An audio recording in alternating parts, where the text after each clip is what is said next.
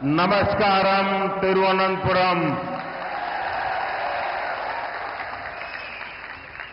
भगवान पद्मनाभ स्वामी की इस पावन भूमि पर आना मेरा बहुत बड़ा सौभाग्य है। मैं संत श्री नारायण गुरु जी के ज्ञान, महात्मा अयनकली के मार्गदर्शन और मन्नथु पद्मनाभन जी के निस्वार्थ सेवा भाव का भी वंदन करता हूं। आज वसंत पंचमी सरस्वती पूजा का पावन पर्व भी है। ये महामाघ महोत्सवम उसका भी समय है। मैं केरला के लोगों को इन पर्वों की हार्दिक शुभकामनाएं देता हूं। आज नेताजी सुभाष चंद्र बोस जी की जन्म जयंती भी है।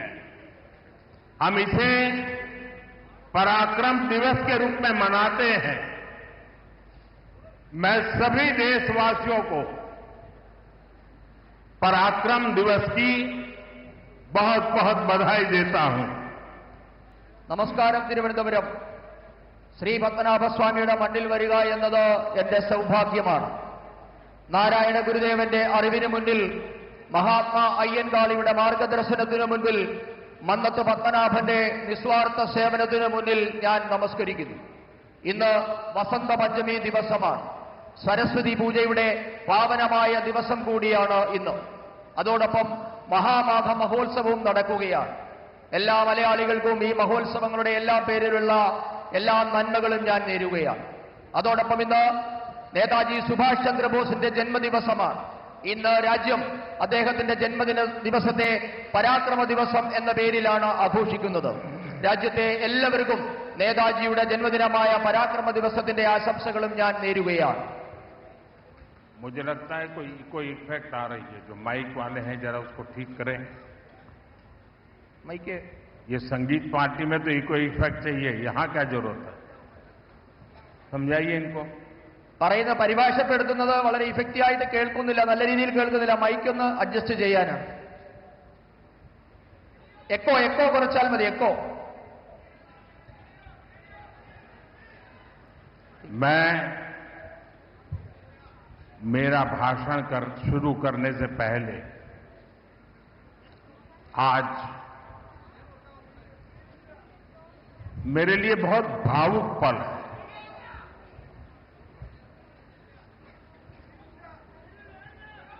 लाखों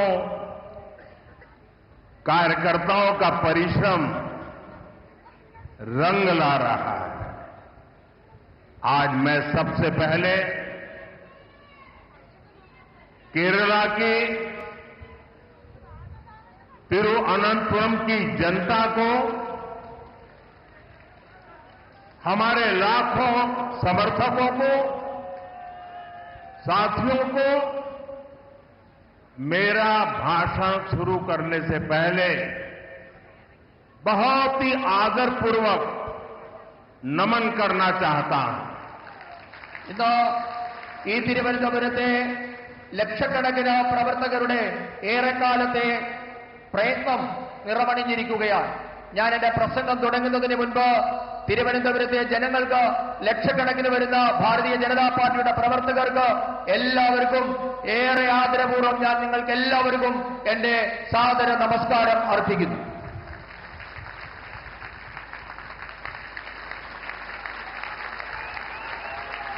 बोलो भारत माता की, बोलो भारत माता की, बोलो भारत माता की।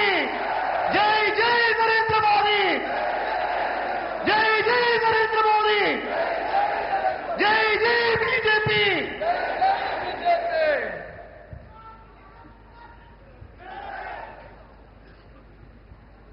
एंडे सुहृदगणे, मैं जब भी केरला आता हूं आपका स्नेह, आपका स्वागत गर्मजोशी से भरा होता है और आज आपका उत्साह और भी स्पेशल है। आज मुझे यहां एक नई ऊर्जा दिख रही है। आज मुझे यहां एक नई होप दिख रही है।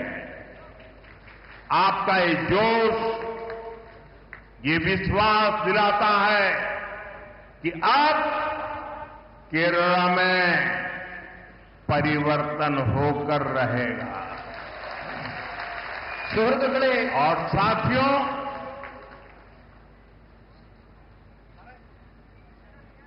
कुछ यहां जो लेफ्टिस्ट इकोसिस्टम होगा उनको शायद आज मेरी बात गले नहीं उतरेगी, लेकिन मैं आपको बड़ी मजबूती के साथ, तथ्य और तर्क के साथ मेरी इस बात की ताकत क्या है वो बताना चाहता हूं। 1987 के पहले गुजरात में बीजेपी एक हाशिए की पार्टी थी, अखबार में 2 लाइन भी नहीं छपती थी। 87 में पहली बार भाजपा ने अहमदाबाद म्युनिसिपल कॉरपोरेशन में विजय प्राप्त की, जैसे आज आपने तिरुवनंतपुरम में विजय प्राप्त की है। और वहीं से गुजरात में जो सिलसिला चला, लोगों ने हमारे काम को देखा, हमारे आचरण को परखा और उसका परिणाम है कि आज पिछले कई दशकों से वहां की जनता ने हमें सेवा का मौका दिया था। शुरुआत एक शहर से हुई थी, केरला में भी शुरुआत एक शहर से हुई है, और इसलिए मैं कहता हूं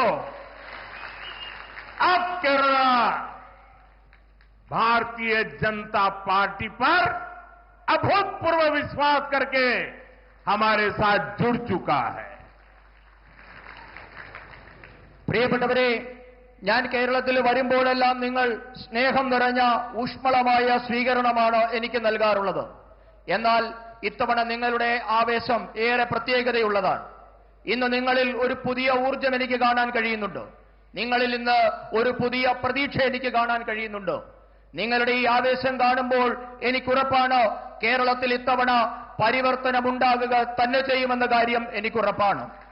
ഞാൻ എന്റെ എല്ലാ ഉറപ്പോടും കരുത്തോടും കൂടി നിങ്ങളോട് പറയുന്നു, 1987 മുൻപ് ഗുജറാത്തിൽ ഭാരതീയ ജനതാ പാർട്ടി എന്നുള്ളത് തോൽവികൾ ഏറ്റുവാങ്ങുന്ന ഒരു പാർട്ടി മാത്രമായിരുന്നു. പത്രത്താളുകളിൽ പോലും ഇടം പിടിക്കാൻ പറ്റില്ലാത്ത ഒരു പാർട്ടിയായിരുന്നു. 1987 ആദ്യമായി അഹമ്മദാബാദ് മുനിസിപ്പാലിറ്റിയാണ് ഭാരതീയ ജനതാ പാർട്ടി വിജയിച്ചത്. അതുപോലെ ഇന്ന് തിരുവനന്തപുരം കോർപ്പറേഷനിലും നാം വിജയം നേടിയിട്ടുണ്ട്. ഇവിടെ നിന്നാണ് ഗുജറാത്ത് തുടങ്ങിയത്. ഗുജറാത്തിലെ ജൈത്രയാത്ര അഹമ്മദാബാദ് മുനിസിപ്പാലിറ്റിയിൽ നിന്നാണ് നാം തുടങ്ങിയത്. ആ അഹമ്മദാബാദിലെ ജനങ്ങൾ, ഗുജറാത്തിലെ ജനങ്ങൾ ഭാരതീയ ജനതാ പാർട്ടിയുടെ പ്രവർത്തനം കണ്ടു, അവരതിനെ വിലയിരുത്തി. അതിനുശേഷം അവർ നമുക്ക് തുടർച്ചയായി അവരെ സേവിക്കാനുള്ള അവസരം തന്നുകൊണ്ടിരിക്കുകയാണ്. ഒരു പട്ടണത്തിൽ നിന്ന് തുടങ്ങിയ ജൈത്രയാത്രയാണ് ഇന്ന് നാം ഗുജറാത്തിൽ തുടർച്ചയായി ഭരിക്കുന്നതിൽ എത്തി നിൽക്കുന്നത്. അതേപോലെ ഇന്ന് കേരളത്തിലും നാം ഒരു പട്ടണത്തിൽ നിന്ന് തുടങ്ങുകയാണ്. എനിക്കുറപ്പുണ്ട് ഇന്ന് കേരളം ഭാരതീയ ജനതാ പാർട്ടിയെ വിശ്വസിച്ചു തുടങ്ങിയിരിക്കുന്നു. मेरे साथ बोलिए, भारत माता की ജയ്, भारत माता की ജയ്, भारत माता की ജയ്. एनडीए സുഹൃത്തുക്കളെ, तिरुवनंतपुरम में बीजेपी की जीत साधारण नहीं है, यह ऐतिहासिक है, अभूतपूर्व है। तिरुवनंतपुरम ने केरला में बीजेपी सरकार की नींव डाल दी है। तिरुवनंतपुरम नगर निगम में आपने बीजेपी को सेवा करने का अवसर दिया। इसकी गूंज केरल में ही नहीं बल्कि पूरे देश में सुनाई दे रही है। ये गुड गवर्नेंस के लिए काम करने वाली पार्टी की जीत है। ये जीत विकसित केरला बनाने के संकल्प की जीत है और ये जीत एलडीएफ और यूडीएफ के करप्शन से केरला को मुक्त करने के कमिटमेंट की जीत है। मैं बीजेपी पर भरोसा जताने के लिए यहां के हर मतदाता का, एवरी वोटर का अभिनंदन करता हूं। नन्हे തിരുവനന്തപുരം പ്രിയപ്പെട്ടവരെ, തിരുവനന്തപുരത്തെ ഭാരതീയ ജനതാ പാർട്ടിയുടെ വിജയം അസാധാരണമാണ്, ഐതിഹാസികമാണ്, അത്ഭുതപൂർവമാണ്. കേരളത്തിലെ ഭാരതീയ ജനതാ പാർട്ടിയുടെ ഭരണത്തിന് തിരുവനന്തപുരം അടിത്തറയിട്ട് കഴിഞ്ഞു എന്ന് നമുക്ക് പറയാം. തിരുവനന്തപുരം കോർപ്പറേഷനിലെ ജനങ്ങൾ നിങ്ങളെ സേവിക്കാൻ ഒരവസരം ഇന്ന് ഭാരതീയ ജനതാ പാർട്ടിക്ക് നൽകിയിട്ടുണ്ട്. തിരുവനന്തപുരത്തെ ബിജെപിയുടെ വിജയകാഹളം കേരളത്തിൽ മാത്രമല്ല രാജ്യം മുഴുവൻ ഇന്ന് അലയടിക്കുകയാണ്. ഇത് സദ്ഭരണത്തിനായി യത്നിക്കുന്ന പാർട്ടിയുടെ വിജയമാണ്. വികസിത കേരളം എന്ന സ്വപ്നം യാഥാർത്ഥ്യമാക്കാനുള്ള വിജയമാണിത്. ഇടത് വലത് അഴിമതി ഭരണത്തിൽ നിന്ന് കേരളത്തെ മോചിപ്പിക്കുമെന്ന നിശ്ചയദാർഢ്യത്തോടുകൂടിയുള്ള വിജയം കൂടിയാണ് ഇത്. ഭാരതീയ ജനതാ പാർട്ടിയിൽ വിശ്വാസമർപ്പിച്ച തിരുവനന്തപുരത്തെ ഓരോ വോട്ടറെയും ഞാൻ അഭിനന്ദിക്കുന്നു. തിരുവനന്തപുരത്തിന് നന്ദി, നന്ദി തിരുവനന്തപുരം. मैं देख रहा हूं एक छोटा बच्चा और कब से खड़ा है हाथ ऊपर करके। बेटे थक जाओगे, आप अपना चित्र मुझे दे दीजिए, पीछे अपना एड्रेस वगैरह लिख लीजिए, मैं आपको चिट्ठी लिखूंगा और मैं एसपी जी को कहूंगा कि इस बच्चे का जो प्यार है, आशीर्वाद है, वो जरूर ले लीजिए. यहाँ ये मैडम भी कुछ देना चाहती है लग रहा है. वो बड़ा किताब बना करके लाई लगती है. എനിക്ക് ഇവിടെ നിന്നുകൊണ്ട് കാണാം, ഒരു കൊച്ചുകുഞ്ഞ് കുറെ നേരമായി ഒരു ചിത്രം ഉയർത്തിപ്പിടിച്ചു നിൽക്കുന്നുണ്ട്. മകനെ, നിന്റെ കൈ കഴിക്കും, അവിടെ ഇരിക്കുക. ഞാൻ ഇവിടെ എസ് പി ജിയോട് പറയുന്നുണ്ട്, നിന്റെ ആ ചിത്രം ഇവിടെ ഏൽപ്പിക്കുക. ആ ചിത്രം തരുമ്പോൾ അതിന്റെ പിറകിൽ നിന്റെ അഡ്രസ്സും മകന്റെ കുഞ്ഞിന്റെ അഡ്രസ്സ് കൂടി അതിൽ എഴുതണം. ഞാൻ കുഞ്ഞിനെ കത്തയക്കുന്നതാണ്. അതോടൊപ്പം തന്നെ ഒരു മാഡം ഏതോ ഒരു പുസ്തകം ഉയർത്തിപ്പിടിക്കുന്നത് കാണുന്നുണ്ട്. അതെന്താണെന്ന് മനസ്സിലായില്ല. जरा कोई कलेक्ट कर ले इसको. ആരെങ്കിലും അതൊന്ന് കളക്ട് ചെയ്യണം.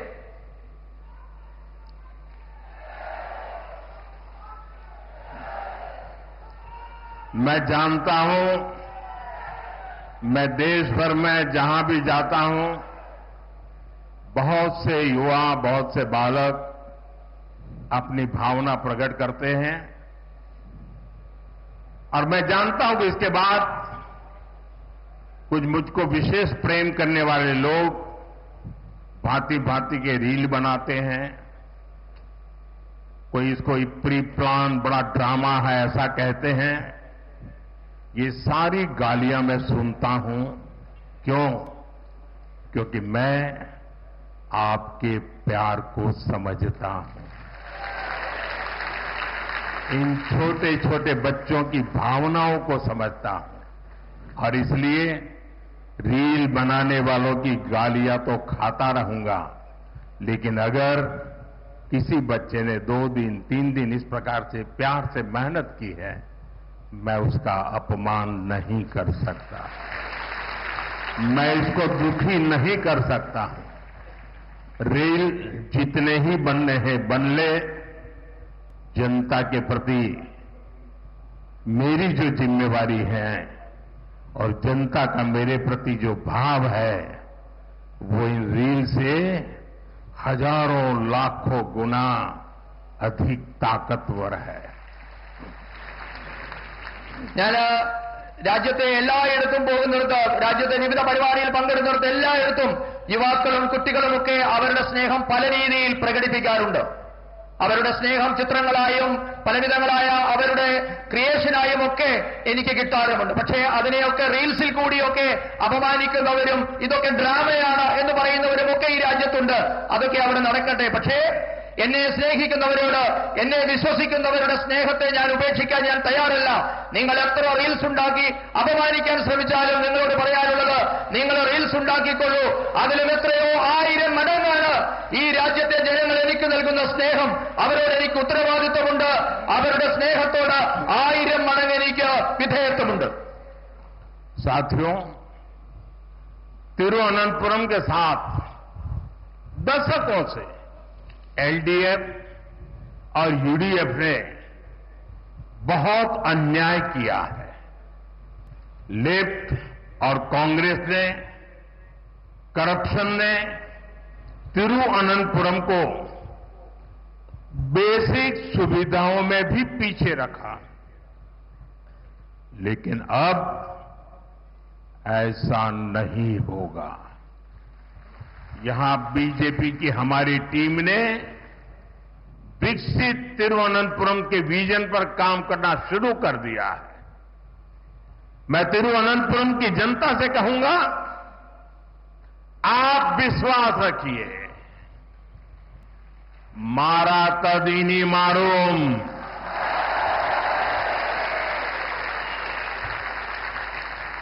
जो अब तक नहीं बदला वो अब बदलेगा. तिरुवनंतपुरम पूरे देश के लिए एक मॉडल सिटी बनेगा. I extend my full support to make Tiruvananthapuram one of the best cities of India. പ്രിയപ്പെട്ടവരെ, കഴിഞ്ഞ 7 പതിറ്റാണ്ടായി ഇടത് വലത് മുന്നണികൾ തിരുവനന്തപുരത്തോട് അനീതിയാണ് ചെയ്തുകൊണ്ടിരിക്കുന്നത്. ഇവരുടെ അഴിമതി മൂലം തിരുവനന്തപുരം അടിസ്ഥാന സൗകര്യ മേഖലയിൽ പോലും പിന്നാക്കം പോയി.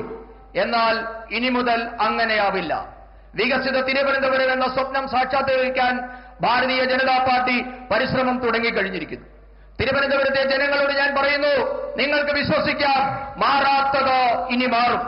ഇതുവരെ മാറാത്തത് എന്തായിരുന്നു? അത് മാറിത്തുടങ്ങിയിട്ടുണ്ട്. മുഴുവൻ രാജ്യത്തിനും മാതൃകയായി തിരുവനന്തപുരം ഇനി മാറുമെന്ന് നിങ്ങൾക്ക് വിശ്വസിക്കാം.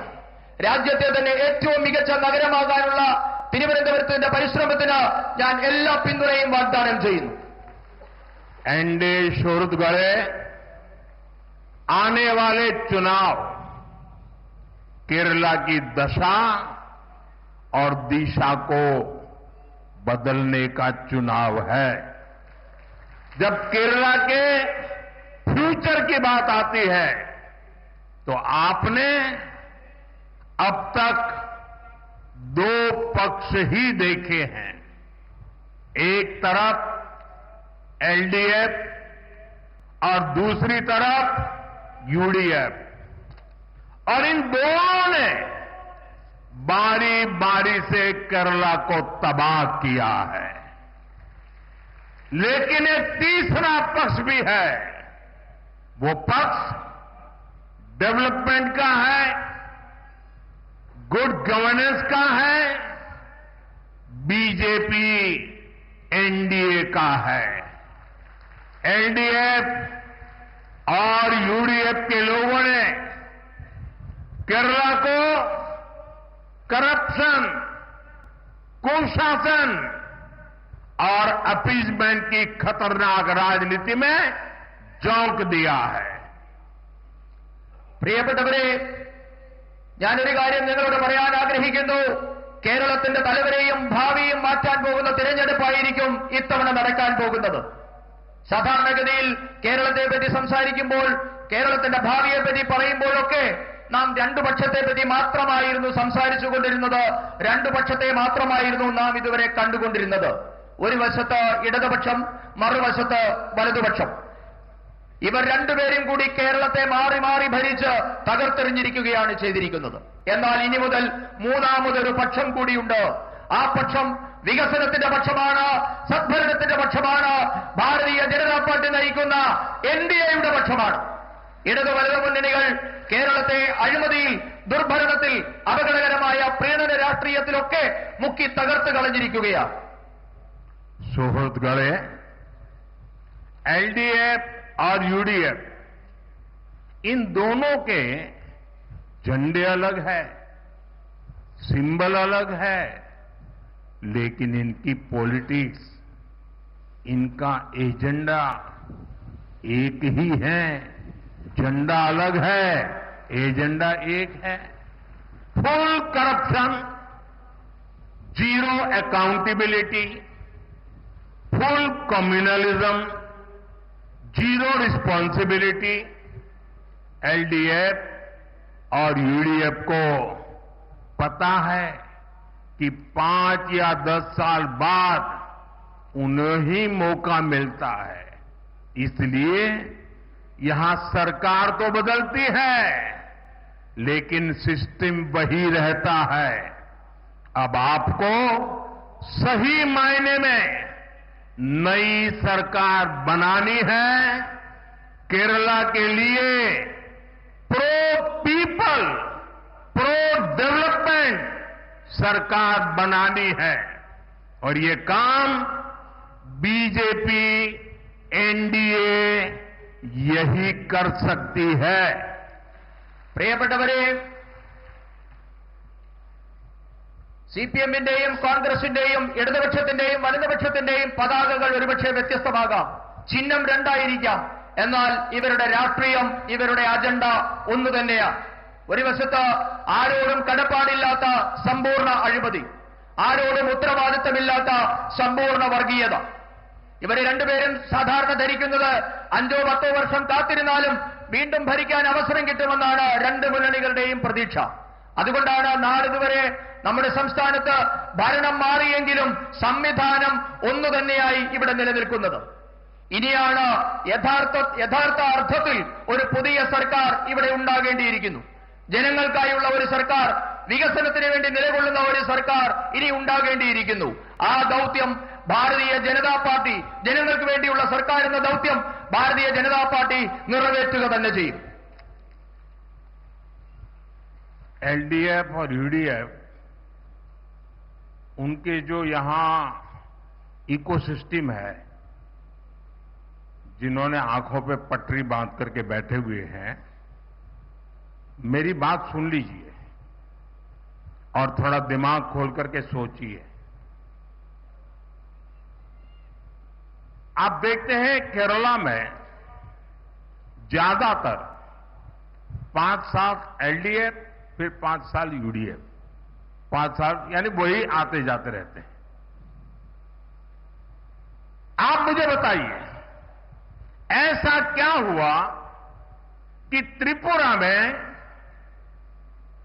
30 साल से ये लेफ्ट वालों की सरकार चल रही थी और उसके बाद वहां की जनता ने तंग आकर के, थक करके बीजेपी को मौका दिया और आज दोबारा वहां बीजेपी की सरकार चल रही है और वहां एलडीएफ का नामो निशान नहीं बचा है, लेफ्ट का नामो निशान नहीं बचा.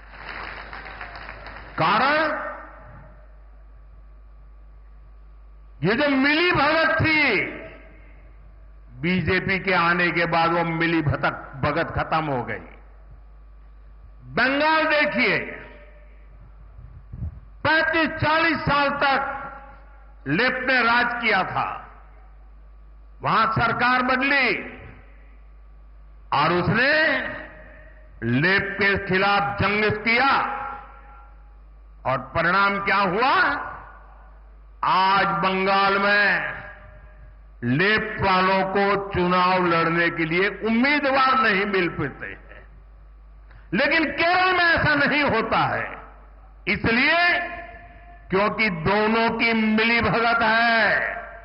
5 साल तुम बैठो, फिर 5 साल हम आएंगे, न हम तुम्हें परेशान करेंगे, न तुम हमें परेशान करोगे. अगर केरला को बचाना है, अगर केरला को आगे बढ़ाना है, तो एलडीएफ यूडीएफ की इस जोड़ी को तोड़ना ही होगा और परिवर्तन लाना ही होगा.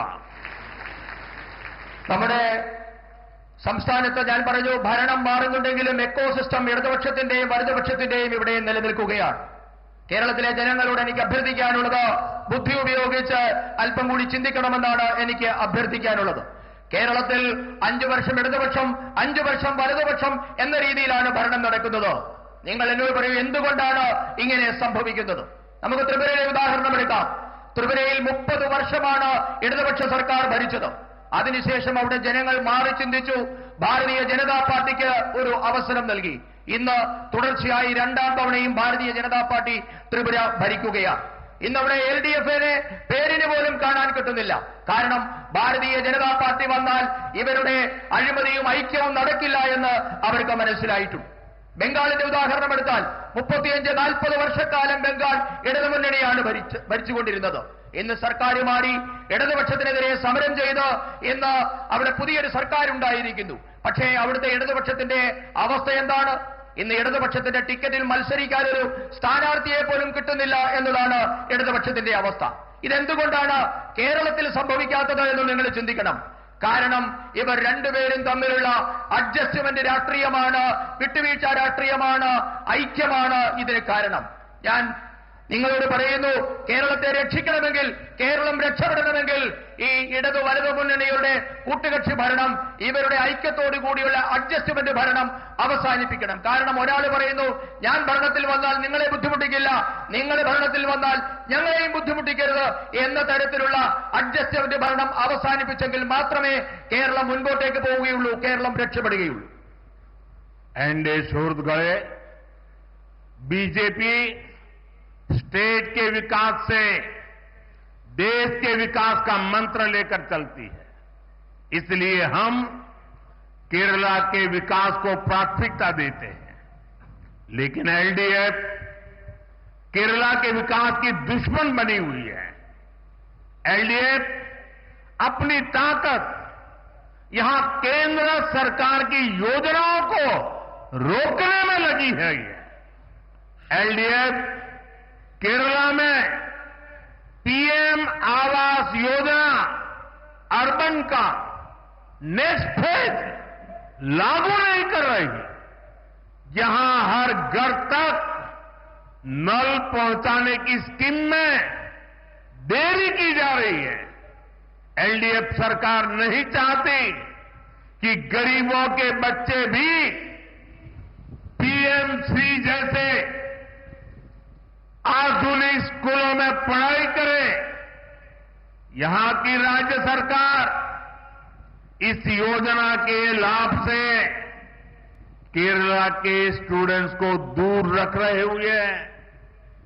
ऐसी गरीब विरोधी एलडीएफ सरकार को सबक सिखाना बहुत जरूरी है. പ്രിയപ്പെട്ടവരെ, സംസ്ഥാനങ്ങളുടെ വികസനത്തിൽ കൂടി മാത്രമേ രാജ്യത്തിന്റെ വികസനം സാധ്യമാകൂ എന്ന മന്ത്രവുമായാണ് ഭാരതീയ ജനതാ പാർട്ടി ഇന്ന് പ്രവർത്തിക്കുന്നത്. അതിനാൽ തന്നെ കേരളത്തിന്റെ വികസനത്തിന് ഭാരതീയ ജനതാ പാർട്ടി വലിയ പ്രാധാന്യമാണ് നൽകുന്നത്. അതേസമയം കേരളം ഭരിക്കുന്ന എൽഡിഎഫ് ഇന്ന് വികസനത്തിന്റെ ശത്രുവായി മാറിയിരിക്കുന്നു. ഇന്ന് എൽഡിഎഫ് സർക്കാർ അവരുടെ എല്ലാ ശക്തിയും കഴിവും വിനിയോഗിക്കുന്നത് കേന്ദ്ര പദ്ധതികളുടെ നേട്ടം കേരളത്തിലെ സാധാരണക്കാർക്ക് നൽകാതിരിക്കുന്നതിന് വേണ്ടിയാണ് അവരെല്ലാ ശക്തിയും കഴിവും വിനിയോഗിക്കുന്നത്. കേരളത്തിലെ നഗരങ്ങളിൽ പ്രധാനമന്ത്രി ആവാസ് യോജനയുടെ അടുത്ത ഘട്ടം, 2ാം ഘട്ടം എൽഡിഎഫ് സർക്കാർ നടപ്പാക്കാൻ തയ്യാറാകുന്നില്ല. എല്ലാ വീടുകളിലും പൈപ്പുകളിൽ കൂടി ശുദ്ധജലം എത്തിക്കുന്ന പദ്ധതിയും ഇവിടെ ഇന്ന് നിലച്ചിരിക്കുകയാണ്. പിഎംശ്രീ പദ്ധതിയുടെ കീഴിൽ വരുന്ന ആധുനികമായ സ്കൂളുകളിൽ സാധാരണക്കാരുടെ മക്കൾ പഠിക്കേണ്ടതില്ല എന്നതാണ് ഇടത് സർക്കാരിന്റെ നയം. ഈ പദ്ധതിയുടെ നേട്ടങ്ങളിൽ നിന്ന് സംസ്ഥാന സർക്കാർ കേരളത്തിലെ ഈ പദ്ധതിയുടെ നേട്ടങ്ങൾ സംസ്ഥാന സർക്കാർ കേരളത്തിലെ വിദ്യാർത്ഥികൾക്ക് നിഷേധിക്കുകയാണ്. ഇങ്ങനെ സാധാരണക്കാരുടെ ശത്രുവായി മാറിയ ഇടത് സർക്കാരിനെ ഒരു പാഠം പഠിപ്പിക്കേണ്ടത് അത്യാവശ്യമാണ്. സുഹൃത്തുക്കളെ, बीजेपी एनडीए की केंद्र सरकार गरीब का जीवन बेहतर बनाने में जुटी है.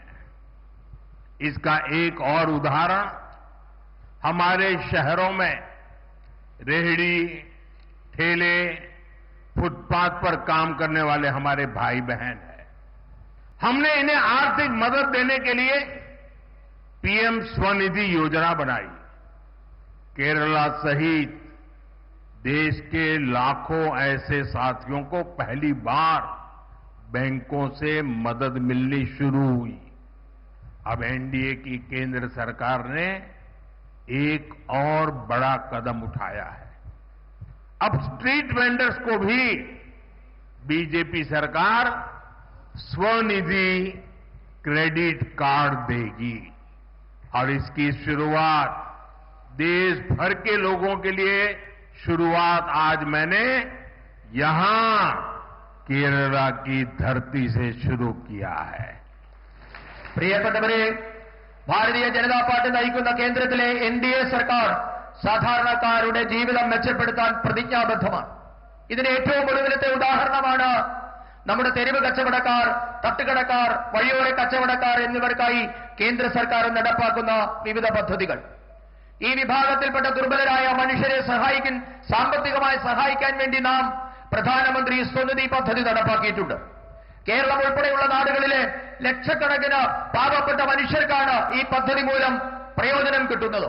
ലക്ഷക്കണക്കിന് സാധാരണക്കാർക്ക് പിഎം സ്വനിധി പദ്ധതി വന്നതുമൂലം ബാങ്കുകളിൽ നിന്ന് ആദ്യമായി സഹായം കിട്ടാൻ തുടങ്ങിയിരിക്കുന്നു. ഇപ്പോൾ ഈ പാവങ്ങളെ സഹായിക്കുന്നതിന് വേണ്ടി കേന്ദ്ര സർക്കാർ മറ്റൊരു സുപ്രധാന ചുവടുകൂടി ഇന്ന് വെച്ചിരിക്കുകയാണ്. തെരുവ് കച്ചവടക്കാർക്കും ക്രെഡിറ്റ് കാർഡ് കിട്ടുന്ന പദ്ധതി ഇവിടെ ഈ രാജ്യത്തെ മുഴുവൻ തെരുവ് കച്ചവടക്കാർക്കും പ്രയോജനം കിട്ടുന്ന ഈ പദ്ധതിയുടെ രാജ്യവ്യാപകമായ ഉദ്ഘാടനം അല്പസമയം മുമ്പ് കേരളത്തിന്റെ ഈ പത്മനാഭന്റെ മണ്ണിൽ വെച്ചാണ് ഞാൻ നിർവഹിച്ചത്. एनडीए शोहरत गए 2014 से पहले दिल्ली में 10 साल तक लेफ्ट के समर्थन से कांग्रेस की सरकार चलती थी। उस दौरान केरला के किसानों या यहां के फिशरमैन के लिए ना लेफ्ट ने कुछ किया और न ही कांग्रेस ने कुछ किया। दिल्ली में सरकार में बैठे थे तब भी नहीं किया। किसानों के नाम पर जो झूठे पैकेज घोषित होते थे उसका पैसा कांग्रेस और लेफ्ट के लोगों की जेब में पहुंच जाता था। किसान का पैसा किसान को मिले, इसके लिए एनडीए की केंद्र सरकार ने पीएम किसान निधि शुरू की। इसे केरला के लाखों किसानों के अकाउंट में 13,000 करोड़ 13,000 करोड़ रुपए सीधे मेरे केरल के किसान भाई बहनों के खाते में जमा हुए हैं। एलडीएफ और यूडीएफ के लोग चाहकर भी इस पैसों को लूट नहीं सकते। പ്രിയപ്പെട്ടവരെ, 2014 മുൻപുള്ള 10 വർഷക്കാലം ഇടതുപക്ഷത്തിന്റെ പിന്തുണയുള്ള കോൺഗ്രസ് സർക്കാരായിരുന്നു കേന്ദ്രം ഭരിച്ചിരുന്നത്. ഈ കാലയളവിൽ കേരളത്തിലെ സാധാരണക്കാരായ കർഷകർക്കോ മത്സ്യത്തൊഴിലാളികൾക്കോ പ്രയോജനം കിട്ടുന്ന ഒരു കാര്യവും ഇടതുപക്ഷത്തിനോ സിപിഐഎമ്മിനോ കോൺഗ്രസിനോ അക്കാലത്ത് ചെയ്യാൻ സാധിച്ചിട്ടില്ല. സർക്കാരിൽ ഇരുന്നപ്പോഴും ചെയ്തിട്ടില്ല, പിന്തുണ കൊടുക്കുന്ന കാലഘട്ടത്തിലും ചെയ്തിട്ടില്ല. കർഷകരുടെ പേരിൽ വ്യാജ വാഗ്ദാനങ്ങളും പാക്കേജുകളും മാത്രമായിരുന്നു അക്കാലത്ത് പ്രഖ്യാപിക്കപ്പെട്ടത്. കർഷകരുടെ പേരിൽ പ്രഖ്യാപിക്കപ്പെട്ട പദ്ധതികളുടെ മുഴുവൻ പണവും ഇടതു വലതു നേതാക്കളുടെ പോക്കറ്റിലേക്കാണ് അക്കാലത്ത് പോയിക്കൊണ്ടിരിക്കുന്നത്. എന്നാൽ കർഷകരുടെ പണം അവർക്ക് തന്നെ കിട്ടണമെന്ന ഭാരതീയ ജനതാ പാർട്ടിയുടെ നിശ്ചയദാർഢ്യത്തെ തുടർന്ന് എൻഡിഎ സർക്കാർ രാജ്യത്തെ കർഷകർക്കായി കിസാൻ സമ്മാൻ നിധിയാണ് ഇന്ന് നടപ്പാക്കിയിട്ടുള്ളത്. ഈ പദ്ധതി മൂലം കേരളത്തിലെ ലക്ഷക്കണക്കിന് വരുന്ന കർഷകരുടെ അക്കൗണ്ടുകളിലേക്ക് 13,000 കോടി രൂപയാണ് ഭാരതീയ ജനതാ പാർട്ടിയുടെ സർക്കാർ നേരിട്ട് അക്കൗണ്ടുകളിലേക്ക് എത്തിച്ചത്. ഈ പണം ഇന്ന് ഇടത് വലതു നേതാക്കൾ വിചാരിച്ചാൽ പോലും മോഷ്ടിക്കാൻ പറ്റത്തില്ല. ആ പറ്റാത്ത തരത്തിലേക്ക് കർഷകർക്ക് നേരിട്ട് പണം എത്തിച്ചിട്ടുണ്ട്. സുഹൃത്തുക്കളെ, फिशरमैन का हित भी एनडीए की प्राथमिकता है। पीएम मत्स्य संपदा स्कीम के तहत केरला को 1400 करोड़ रुपए की मदद मिली है। ये बीजेपी की केंद्र सरकार ही है जिसने फिशरीज के लिए अलग मंत्रालय बनाया है।